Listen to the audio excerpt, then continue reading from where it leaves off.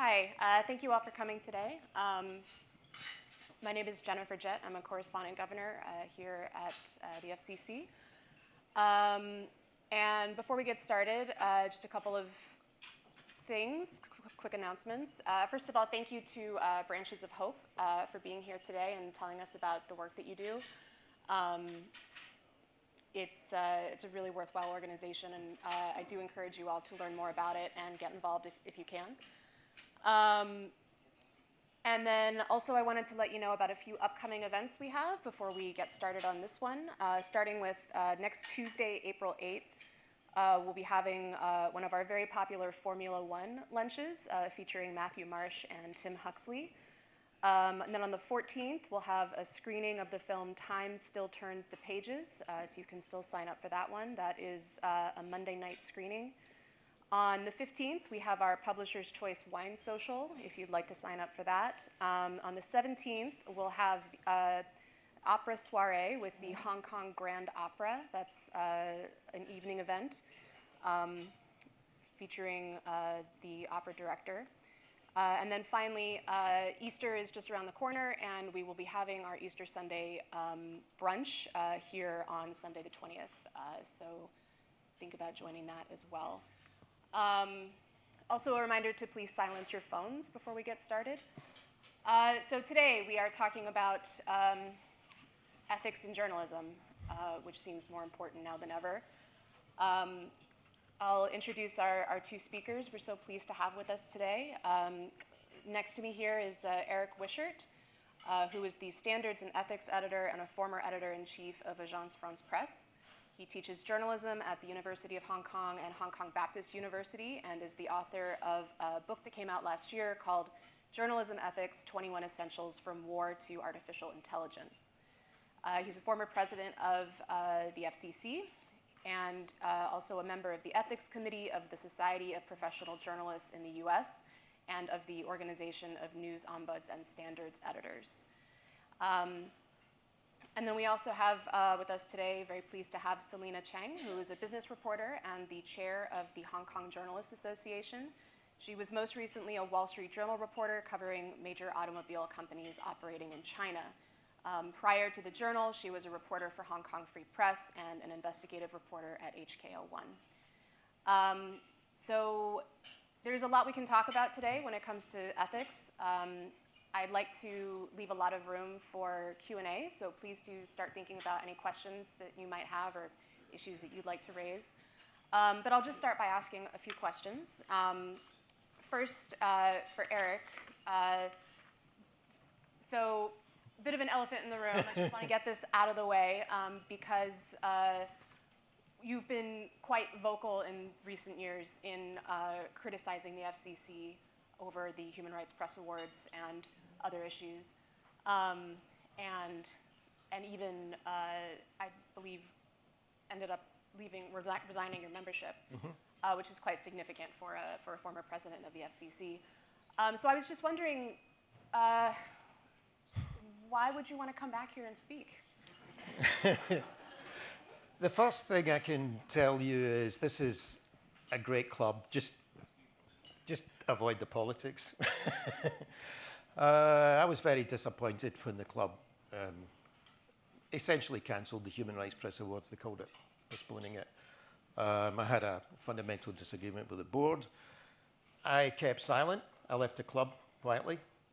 Only after you renewed your lease, I was asked by VOA and several other media, and I think that journalists are very reluctant to speak to other journalists. So I just said that I felt that the club had betrayed its fundamental principles as a defender of press freedom, and I said it through a love for the club, not a hatred of the club. And Lee, I think the president who's traveling is watching today. I would like to congratulate the club on the work it's done in the past 3 years in re-establishing its reputation. It wasn't just me. There was a lot of online criticism of the club at that time, as you know, Jen. I was very supportive behind the scenes on the conference that you arranged last year, and I share your posts, your press freedom statements online. So I don't think we're going to relitigate the past, but I'm delighted to be brought back in from the cold. I'm very happy to be here. I have come to the club a few times since, but it's a great club and I would recommend it to anybody. But, you know, it was a particular time, and I mean, sometimes the politics just, you know, sometimes you need a break. So that's basically it. Does that answer the question? Yes, yes, it does. Thank But you. I would say fundamentally, if there was, it was through love of the club, the criticism. Yeah. So, yeah, we're very pleased to have you back here Thank you. today. And I wanted to ask you about the book. Yes. Could you tell us a little bit about how that book came about? What is the idea behind it? And how did you go about putting this together? I mean, I teach at, I mean, I wrote the ethics with the AFP team, the ethics code for AFP. But what I found teaching journalism, if you went online, was there were very few books about journalism ethics. Most of them were written by people probably a similar age to me, and very text-focused. And I found I couldn't really recommend a book to my students. I teach at Baptist, as you said. I teach conflict reporting at Baptist and principles of journalism, which is essentially ethics at Hong Kong University. There was no book I really felt I could recommend to the students, so I thought I'd write one.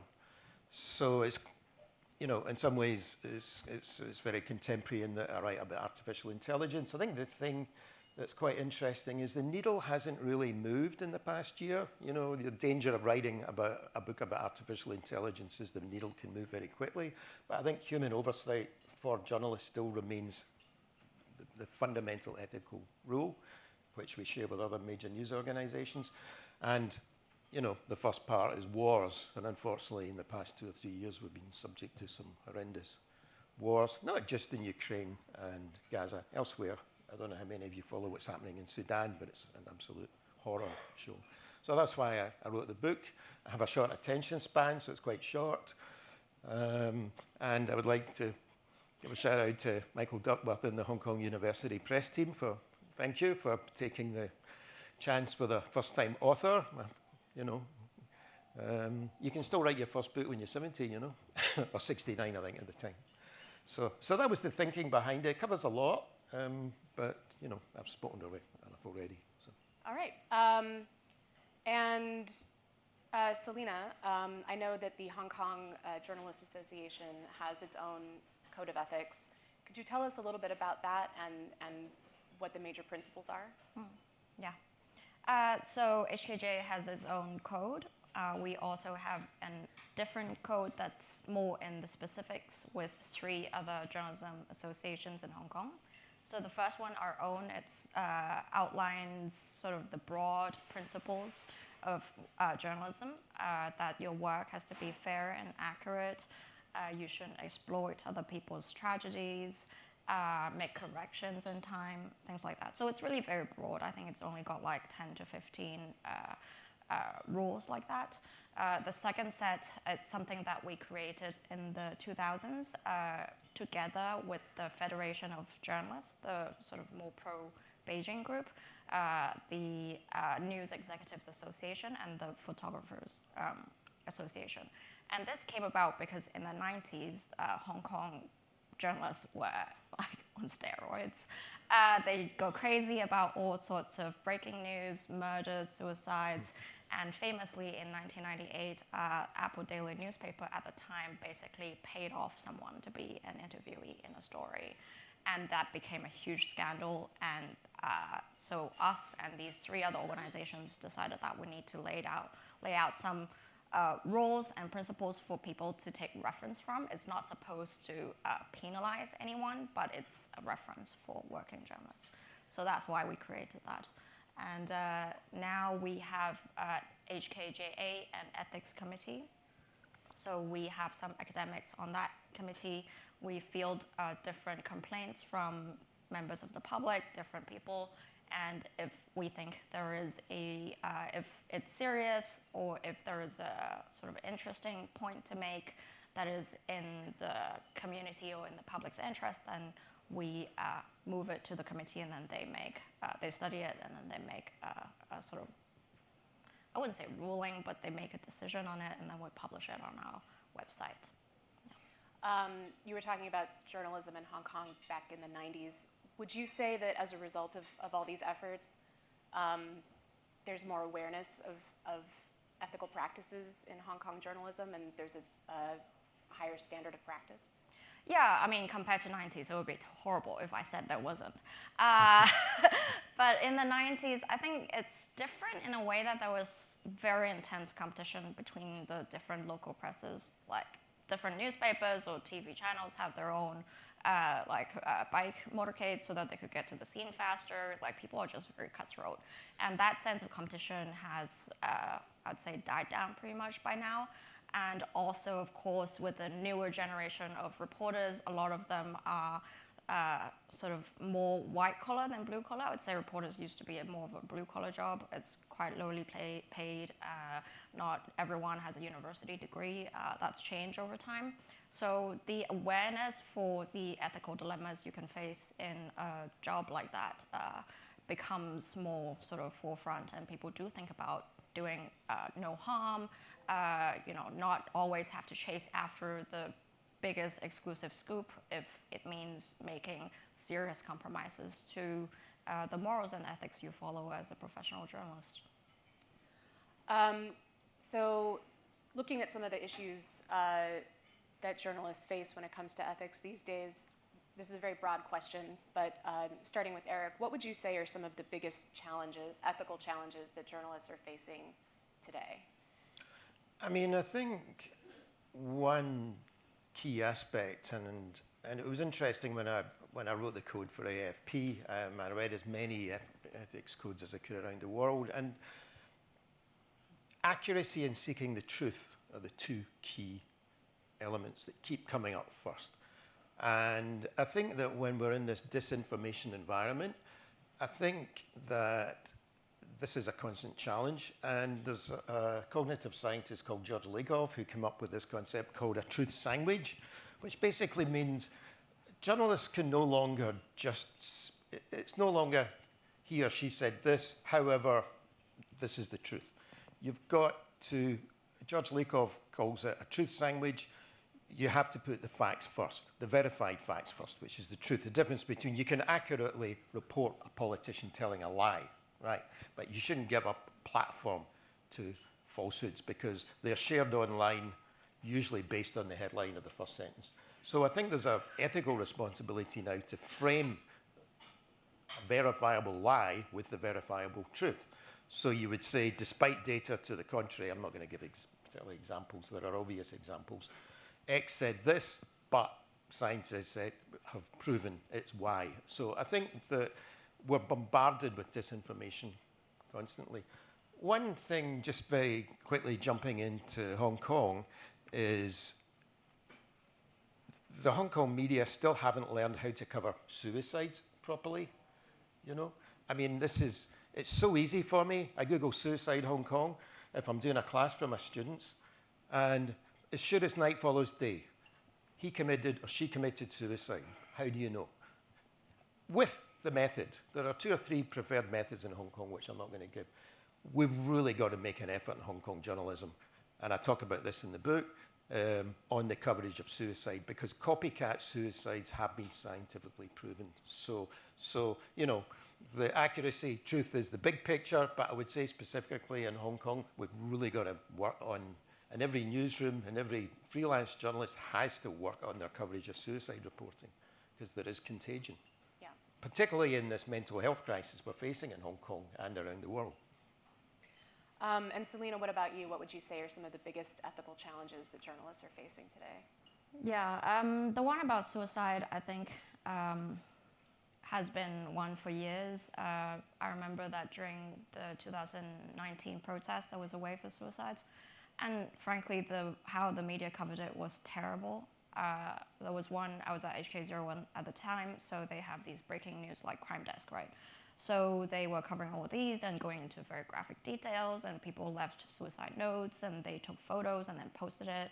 And I sat down with the head of the Crime Desk, and I said, like, this isn't okay, like, you shouldn't do this. And then I texted then the HKJ chair, and I said, like, can you do something about this? Because it's like the whole environment is politically charged. Everybody was super emotional, conspiracies and so on.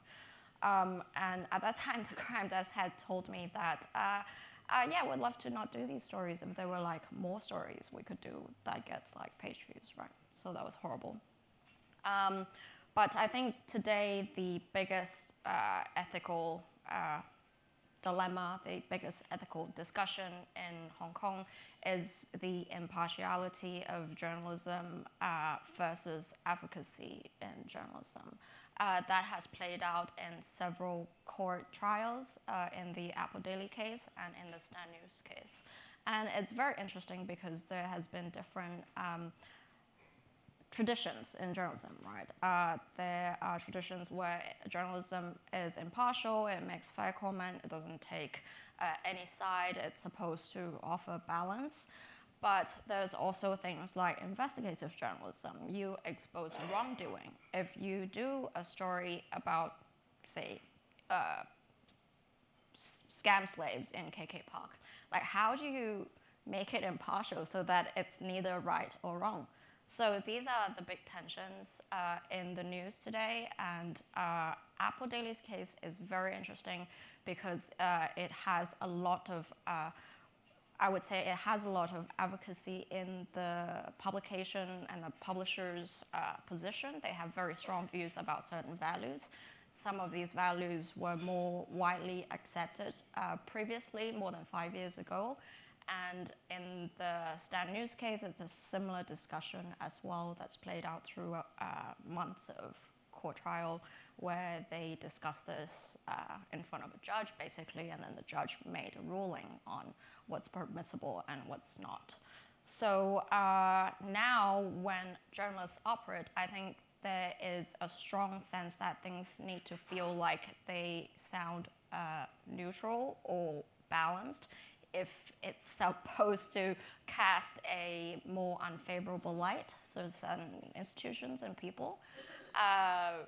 But then that introduces the problem of false balance, right?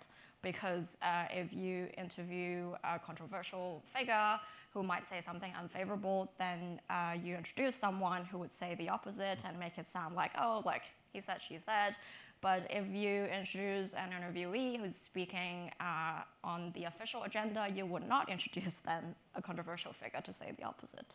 So that's, I think, truly puts at heart, you know, what journalists' role in society is. Like, are you supposed to be a watchdog and speak for those who are voiceless, bring to the surface things that society didn't know? Or are you supposed to channel an agenda, promote values that are allowed? Yeah, I think there are different organizations or different journalists taking different stances on that. And it plays out, and ultimately it does shape how people perceive our city, perceive our world. And I think it's very interesting, and it makes journalists' job a hell lot more difficult, even if it wasn't as cutthroat as before. Yeah. Related to that, and this is another big question, but as you said, traditionally, a fundamental principle of journalism has been objectivity, and there's been really interesting debates about that idea in recent years. I guess my question is, do you think it's possible for journalists to be truly objective, and what does objectivity mean to you in ethical journalism? Is that a question for me? Both of you, do you want to start? I'm a philosophy graduate, so in philosophy, I guess there was this interesting thought experiment, right? You say there is a table, and then I think of a table, and then Eric thinks of a table. But maybe my table is square, and Eric's table is round. So how did you know that? Well, it's an experiment. Maybe it's the opposite, right? Maybe it's blue, maybe it's red. But that's the idea of how objectivity is also informed by or conditioned by the person's context and, you know, what they've been through in experience. So I think my personal view is that there's no, absolute or strict objectivity. I believe that there is fairness. You can be fair about certain things, but even fairness, I would say it's very hard to find fairness. Like, if I make a fair statement and then absolutely everybody agrees with it, I think it's very, very hard. As reporters, I would think that it is possible to piece together what constitutes the truth. You have all your evidences, you put them together. It might not be perfect, it might not be truly objective, but you try the best you can to reach there. And it may be a perpetual, task to get to that point, but you do your best you can to present that to your readers, and then they can make an informed decision about it. So that to me is objectivity. Always bearing in mind that people are biased, or people or journalists are biased through their experience. And Eric, what do you think? I mean, we cover the conflict between Israel and Hamas, and every single word we write is picked through. And I got caught, I think it was October, it was not long after the 7th of October, we were being very criticized because we don't call Hamas terrorists. Particularly in the French media, some certain French political circles. So I was asked, which you can, if you Google Eric Wishart terrorism, you'll find it. I was asked to write a piece, why does AFP not call Hamas terrorists? It was presented by critics as like we just made this rule up. I mean, we do not put labels on people or organizations. And it was interesting. I kind of keep files. I went back and I noticed in 2000, I think it was, I wrote a similar thing when I must have been editor-in-chief about how it was the PLO at the time in Yasser Arafat. So it's not a new rule. We didn't call the IRA terrorists, and we didn't call Nelson Mandela a terrorist, which I pointed out in the article, which created quite a rumpus. People saying I'd compared Nelson Mandela to Hamas. I mean, but we did describe what they did on October the 7th, which was horrendous, of course, as most human beings would say. So we don't put labels as a form of objectivity, impartiality, if you like it. It doesn't please everybody, but we write guidelines. We have a long set of guidelines on how to cover the Middle East conflict. But it's very important that we put in the background. So every story we write about the Israel-Hamas and Israel bombing Gaza, for example, we shall say that this followed the attack on October the 7th.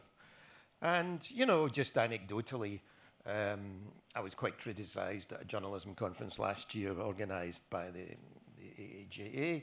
How can you not call Hamas terrorists? And I pulled out this is my book, but I pulled out my Irish passport. My grandmother's brother was a member of the IRA from 1919 to 1921. The British would have regarded him as a terrorist. The Irish would have regarded him as a freedom fighter, and I have a passport. So, I think that the role of a news agency, different from, a privately owned publication, which may have its point of view, with clients all around the world, we present the facts. And I really think that it comes down to this. And I've also been asked, how can you cover Hong Kong Post, NSL, and sedition law and all the rest of it? You don't need to add another layer. Just tell the facts. People can make up their mind about what will happen when the Jimmy Lai verdict comes down, or the sentence comes, if there is a sentence. I think factual reporting, but then you have the opinion columns, which is, but I don't think you should mix the two things up.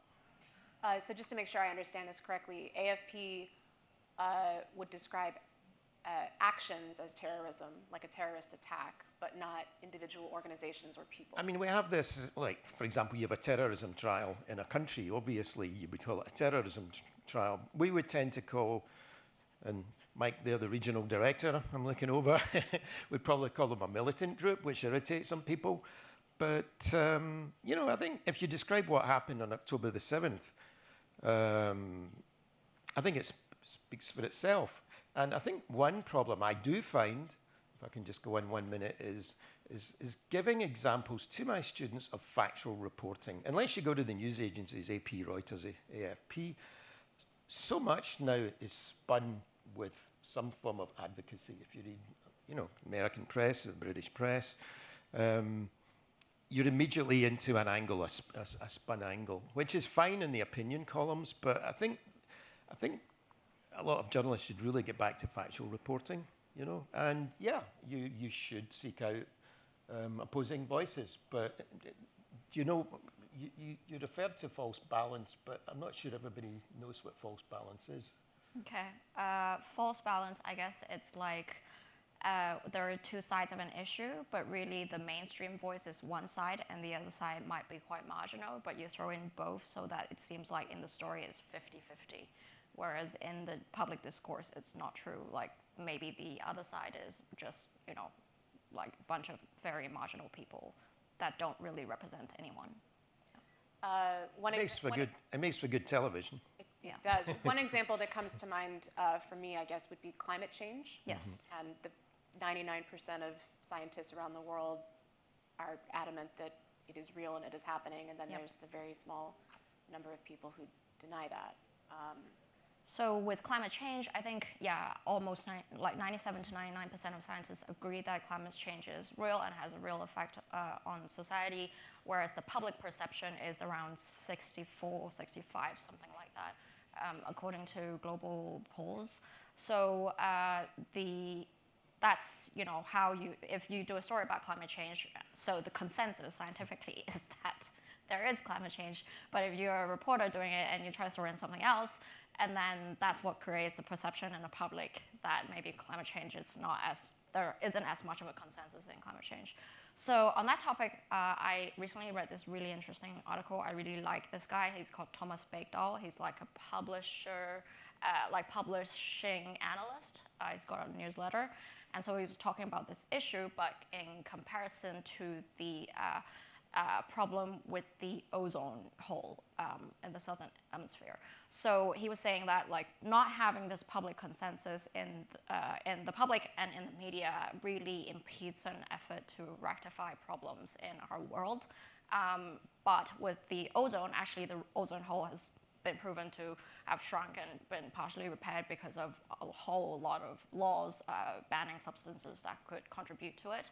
And so he was comparing like news headlines in that time about how reporters reported on that issue and the gradual sort of shift in consensus, where at first there were also, you know, people saying like alleged ozone hole, like as if it's a myth, right? Nobody's seen it with their own eyes, and that gradually changed, and that was allowed, you know, that had helped people come to policies that would actually make things better.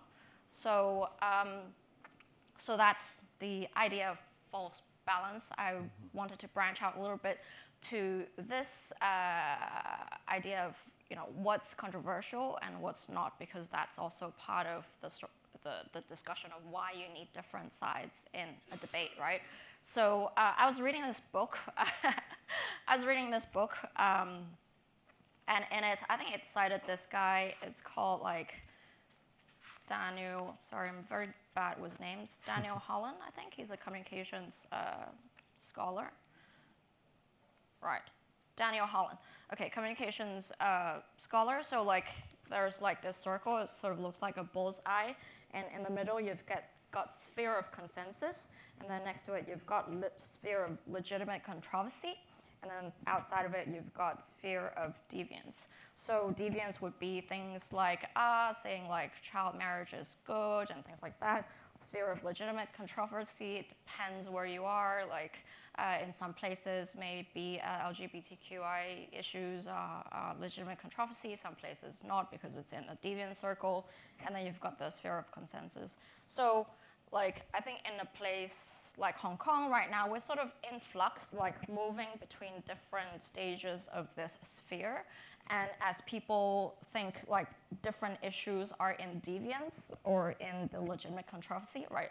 Like maybe in the past, like universal suffrage used to be sphere of consensus, but now like nobody even talks about it. It's been kicked out to the deviance circle.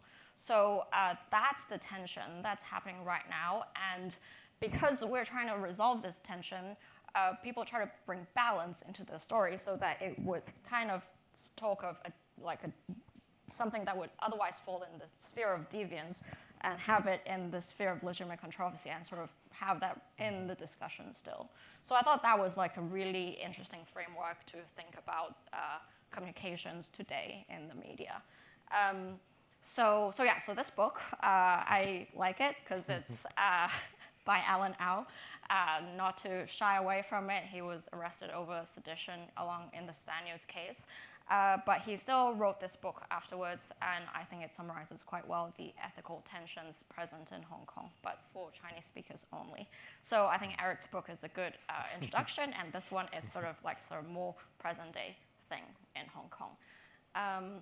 So that, and because I introduced that book, sorry, this gets a little long, so I will introduce a second book. Yeah. So I have been reading this one. It's Xi Jinping's lecture on journalism thought. It's also super interesting because in it we were talking about impartiality and advocacy and balance.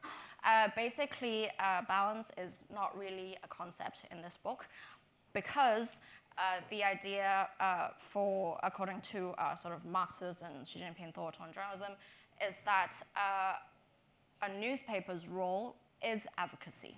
You know, the newspaper is a politician's newspaper, and it always has to channel the correct values and the correct principles that are what the party follows. And the newspaper is an arm of the party's propaganda department, basically.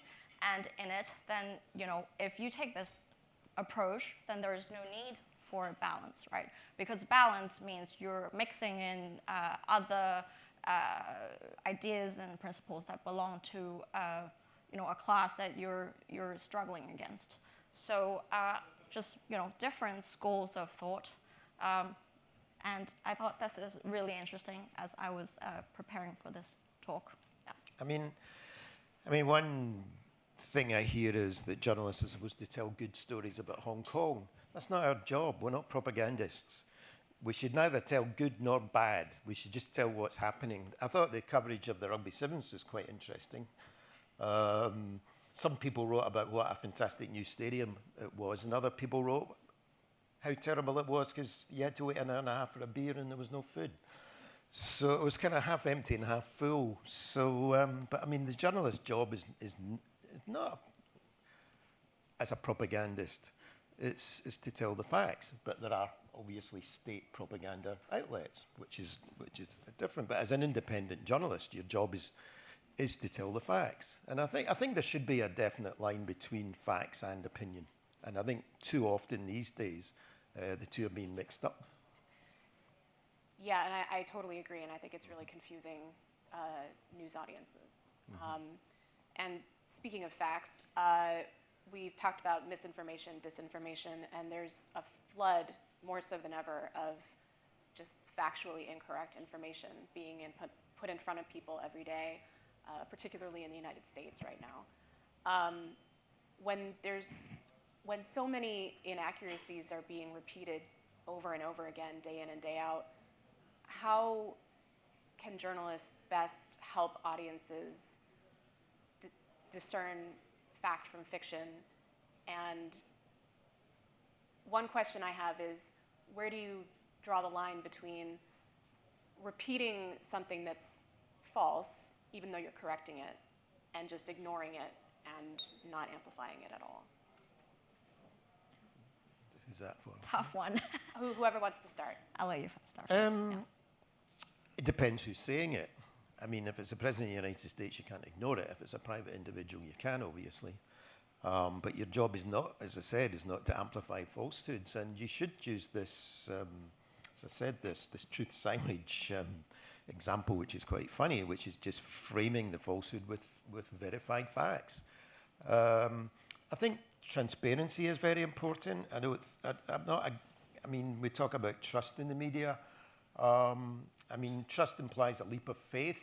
I think one thing that we've done at AFP and that Reuters and AP do, and others, I can't speak for other news organizations, it's very important to publish your ethics codes and your editorial guidelines so people can make a value judgment, because the people who proliferate all this disinformation don't have these editorial standards. So if you look on the, I can speak for AFP, if you look up AFP Charter, you'll see how we edit photographs, how we use sources. If we use an anonymous source, why do we use an anonymous source? I'm sure NBC is the same. It's very important to be transparent in your processes. And, you know, there's a massive role of influencers online, on podcasts and on YouTube and other on TikTok, which a lot of people listen to, get their information from. I don't have a problem with that as long as what they are saying is based on verified facts. Where you get into disinformation, that becomes problematic. And unfortunately, I think some influencers do spread disinformation. I don't know how much of an issue it is in Hong Kong, Selena. I think it's improved from 2019 and 2020. During that time, there were a lot of conspiracies and false information and dozens of websites which are just like ripping like information, making very sensational headlines to get page views. So those websites are not even like real media. They're just like ripping stuff here and there and then like posting them on Facebook. And you know, that's closely linked with the context of the time, like whether people feel secure in their place in society or if this place is like undergoing political change and it's generally unstable and the trust in institutions have eroded. So I think right now, a lot of people will say that there is an epidemic of disinformation. Not only are inaccurate information being shared unwittingly, there are people who create the disinformation. And sometimes there are government officials like Donald Trump or, you know, other ones sometimes elsewhere in other places, including Hong Kong. So, and it's become very hard for journalists to combat that, even if they put out the correct version or like do like a fact check story to explain like what's this lie that just got uttered by a top official. The sort of fact check stories always get fewer reach and audience than the sensationalist misinformation ones. And so a couple of small organizations in Hong Kong have started to, since a few years, to do fact check stories, health claims like sciencey stuff, political claims as well. But it's reached a point where they are relying on different sources of funding, one of which is Meta to do the fact checks on their social media platforms. But they are seeing their fundings, you know, reduced right now because Meta is saying they're not going to fund this anymore. So this kind of casts in doubt, you know, what's the approach then to disinformation if we don't have the resources to do fact checking anymore? It does take, like, it takes minutes for you to make up a lie, but you have to prove it. Otherwise, it takes hours to do the research to prove that. You need the evidence. You need to, you know, call up people, check the pictures, and, you know, put together a story. So yeah, so that's very difficult. And I think in the US, it's sort of started with that way earlier, and there were different approaches to combating it, like you described. And in Hong Kong, it's a bit of a more recent phenomenon, and people are, yeah, still figuring it out, especially when it comes to top officials saying things that are blatantly false. And to be honest, Hong Kong JA has been a victim of that as well. One official has multiple times have been saying blatantly false things about us, right? Factually false. And I think we used to not like to repeat that, so we never make clarification in response, because the newspapers picking that up will not use our response anyway, right? So there's no use correcting it. All we are going to do is like amplify this falsehood. So that's something that we have had to deal with. And yeah, so the falsehood here is that Hong Kong JA has children members because there were like young kids being found on protest sites saying they're reporters. Firstly, we never had children members. That's totally false. Second, this child that was found on scene was not our member. Thirdly, we already said things about how children should be supervised and they shouldn't be allowed to be in such a dangerous position. And fourthly, Hong Kong's union law actually allows minors to be in a union. We're a union because there used to be child labor. So there are specific rules in the union law where 16-year-olds can have certain rights in a union, and if you're under 16-year-old, you have other different rights. So that's something that kept being repeated, but it wasn't thoroughly sort of fact-checked in the media, and we didn't say much about it. So last year, that got repeated by one official again. So we filed a complaint with the Communications Authority because when you're a free TV channel, you're supposed to not repeat falsehoods. If there are serious allegations made, you need to seek reply from the party facing these allegations. And of course, some of these TV channels which aired what the official said never reached out to us or never bothered to even use the clarification that we put out earlier. So we made a complaint, and then the Communications Authority's ruling was that because that was just someone's opinion of what happened, and it was not necessary to get the other side. So that goes back to the question of false balance, and when is it necessary to present the real version of something when somebody in position of power says something that is false. And of course, talking about elephants in the room, there's artificial intelligence has just turbocharged the whole disinformation ecosphere, if you want to call it that. That could be an entirely separate that's another talk here. Well, I think that's worth repeating what Selena just said, just for everyone to be totally clear that HKJA does not have child members. Thank you. Saying that again, just to make sure everyone is clear. I have a couple more questions, but I want to make sure that we have time for questions from the audience. So please, we'll have a microphone coming around. Yeah, go ahead. Jonathan Shaw, ex-Reuters. A question for Eric. Eric, I read your excellent book, Thank you. which lays down some rules and advice for journalists, and raises the question, have you always followed these rules yourself, or have there been occasions when you've broken them? I think the ethics is I can't say it's a relatively new concept in journalism, but I mean, it was never discussed. I mean, it was quite funny actually. I attended an alumni event for Edinburgh Napier University the other night, and I went to it in 1972 when it was called Edinburgh College of Commerce. For a year I studied journalism. Ethics never came up. I think that online journalism has made it much more important.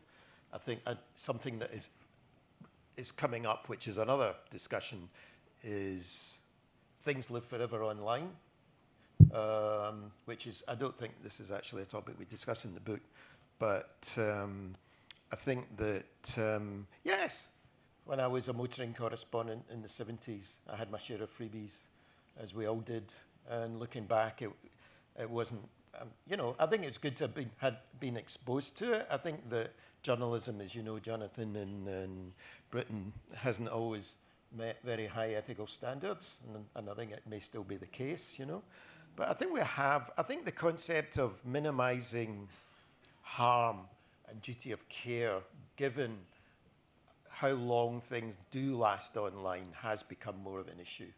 And I think the exposure we have to graphic images, and I have a chapter on that, is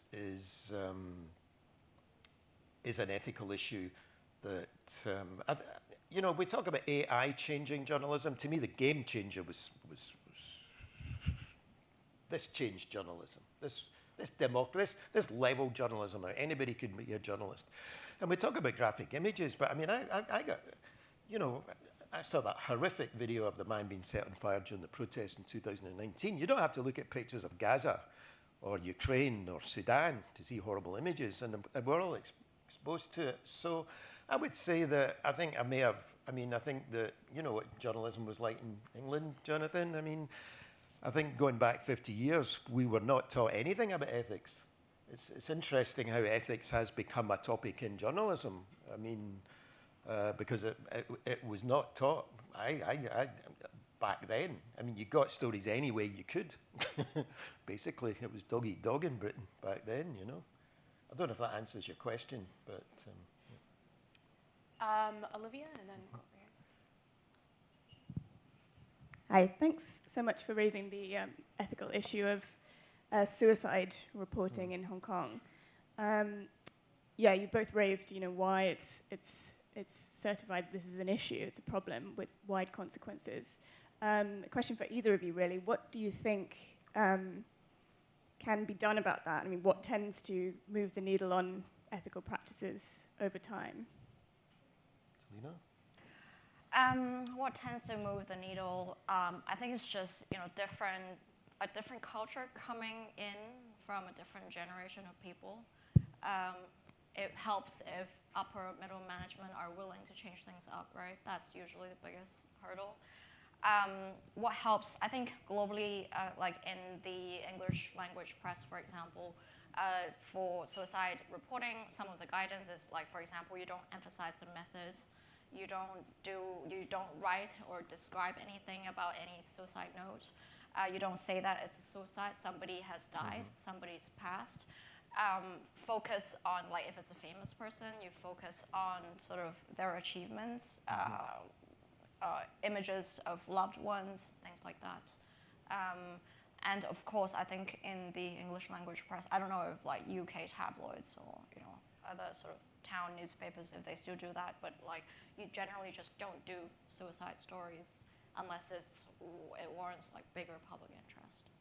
I mean, in America, when Kate Spade killed herself, there was terrible details about how she did it, you know?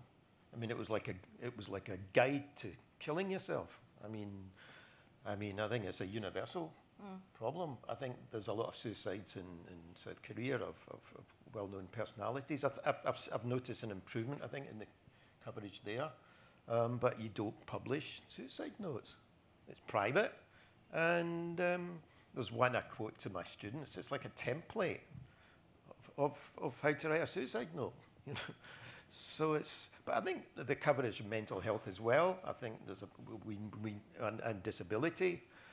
I think need to be, they need to be. You know, I think newsrooms have a responsibility. I mean, the HKGA can play its role because, I mean, when there was the stabbings in Diamond Hill, it was all because the man he had mental health issues, and suddenly it was like, why aren't people with mental health issues all locked up? I mean, I think that we really have to educate. I think also writing about disability is an issue. I think that on one hand, you can't. I think one problem we have in writing about disability is overvaluing people who have a disability doing something that has no relevance to their disability, and suddenly they become a hero in the media, you know. So I think we have a real job, a real education job in how to cover these issues, you know. In the interest of time, I want to take 3 questions together, and we'll wrap up there. So I think we had one here, we had a question here, and were there any over on this side? And Edith, yeah. Go ahead. Hey, it's Bex. I'm a producer at CNN. Hey, Bex. Hoping for a progress report on self-censorship in Hong Kong. How do you feel like media organizations here are dealing with that? And also, do you see that playing out in the US now? You know, Signalgate, Jeffrey Goldberg, you know, those decisions that US journalists are now having to make, you know, sort of how do you see Hong Kong and what do you think is going to happen in the US? Okay, and then the question, and then Edith. Yeah, I mean, you spoke a lot about objectivity, finding balance, using facts in the narrative. One of the things I'd love for you to reflect on also a little bit is context, I think, in covering different stories. Our organization loves and also loathes to work together with the media simply because reporting on refugee issues in Hong Kong, there's a lot of stigma associated with it, and typically speaking, the story that you find in the mainstream media has a very negative slant. There's a lot of coverage of sort of crime stories and things like that, and there's not a lot of reflection in terms of why that might be the case, or comparing that to criminal statistics in the wider population. I'm just wondering, when you're reporting on something and you are sticking to your ethical principles and you're using facts in countering a false narrative, how much are you thinking also about how what you're writing is coming across? Because I feel like, especially in this day and age, it doesn't matter necessarily whether you are being truthful. People will take it and twist it in a way for their own purposes. And since you're reaching such wide audiences, how much are you thinking about like how something might be misconstrued? All right, so self-censorship, context, and Okay, disinformation. The U.S. has become perhaps the greatest maelstrom or petri dish of the art of disinformation, specifically during the Trump 1 and Trump 2 administrations. Do you see the mainstream media in the U.S. Having learned anything? Are there advances that the rest of us or lessons that the rest of us can take in terms of managing disinformation? okay. So these will be our final comments, kind of wrapping all those things together. Censorship in Hong Kong? Huh. Self-censorship in Hong Kong. Yeah. Self-censorship used to be an issue whereby a story gets published and then it gets pulled, after it's been published, or it's get changed, title change, or the headline change, or the story changes. Nowadays, it doesn't happen like that anymore.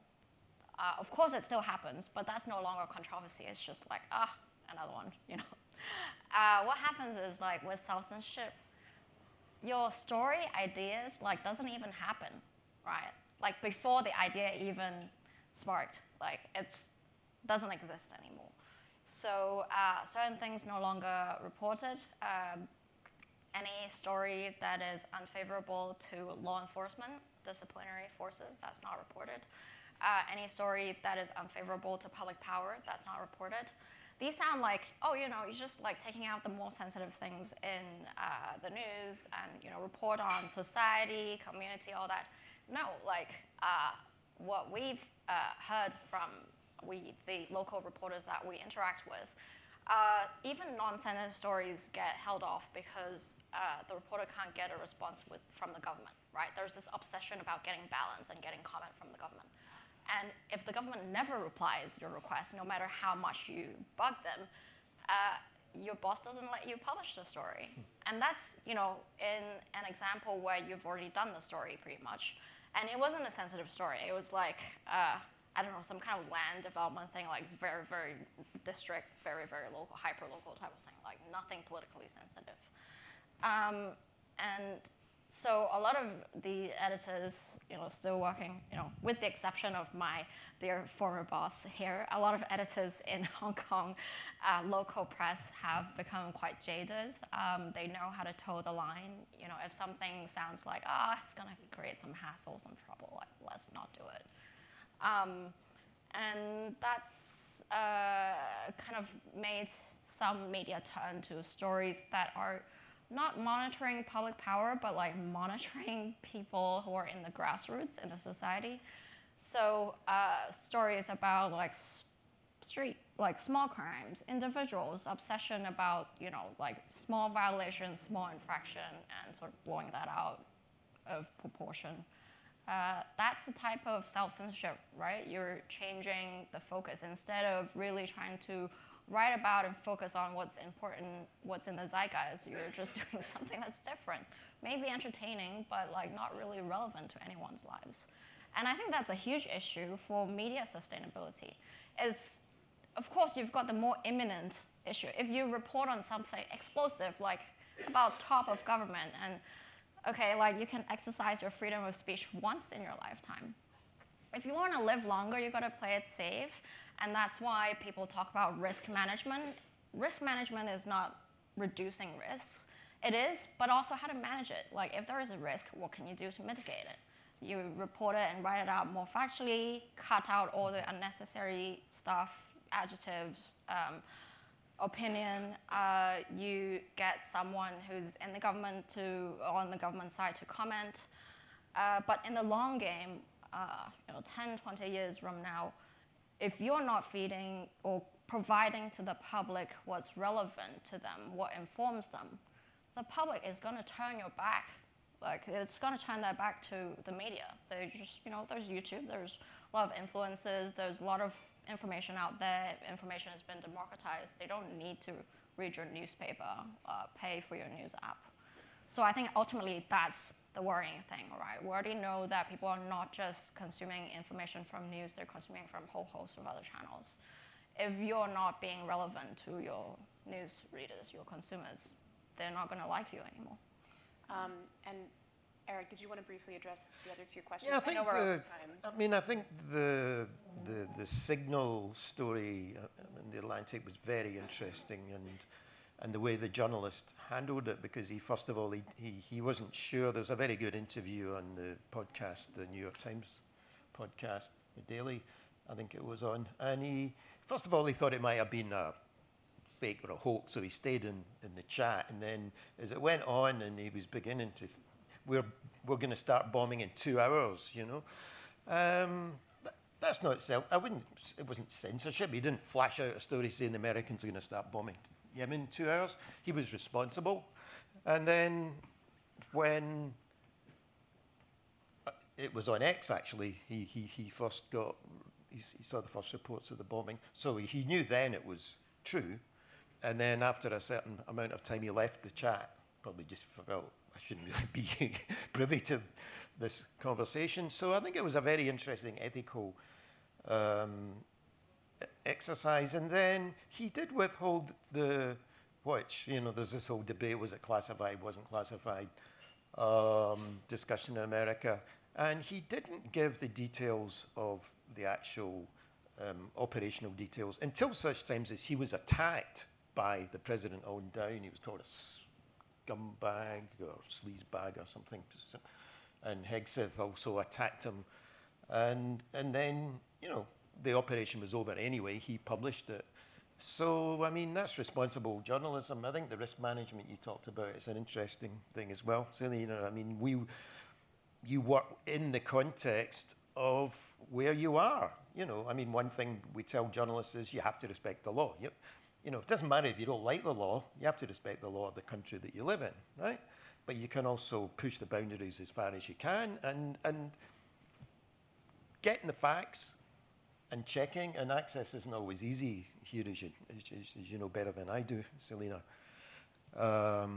And sticking to the facts and not self-censoring. Publish the facts, But one thing I would say is you've got to be right. Yeah. If you get it wrong, you're exposed and you'll get hammered. So accuracy. Yeah, it all comes down to getting things right and allowing people to make their own decisions. I just wanted to talk about safety just for 1 minute. Yes, 1 minute. Yeah, 1 minute. Give me a minute. You can gong me, okay? No, I had a chapter in my book about safety, which is something that we don't talk about much as an ethical responsibility in journalism, which I think is, apart from the kind of journalistic aspect of accuracy, seek the truth and objectivity, impartiality, etc., safety is not spoken about as much as an ethical responsibility. And I think individual journalists and news organizations have an ethical responsibility towards their staff. Because around the time of the war in Afghanistan, after 9/11 and war in Iraq at AFP, we introduced mandatory hostile environment training. So we will not send people to dangerous situations without the proper training. But the individual, and this is an issue we have now, is that freelance, it's very easy if you're it's much easier now, at least if you're a freelance. And training is very expensive. It can cost $2,000, $3,000, $4,000. But if I'm in a danger zone, and you can be, you don't have to be in a war situation, You have to have the confidence that if you hit with shrapnel, the person standing next to you can apply a tourniquet, you know, which saved the life of Christina Assi, an AFP journalist who lost her leg in a shelling in South Lebanon with the Israeli tank. And also, the person's not sending selfies.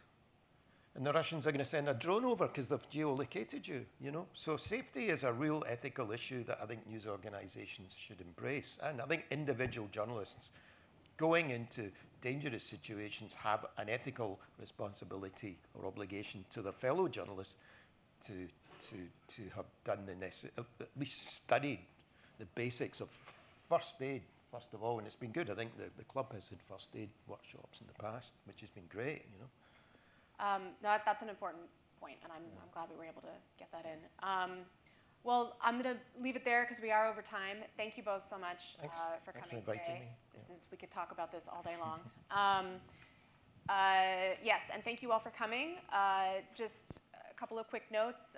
If you are not an FCC member and you enjoyed this event today, please do consider joining. You do not have to be a journalist to join the FCC. And if you are a member and you know somebody who should be a member, put an application in their hands and make sure they sign it. And if you do that and successfully bring someone in, there's a $2,000 F&B credit in it for you. So it's well worth your time. Everybody go out and find someone. And hope to see you at our upcoming events. Thank you again and have a great day. Thank you.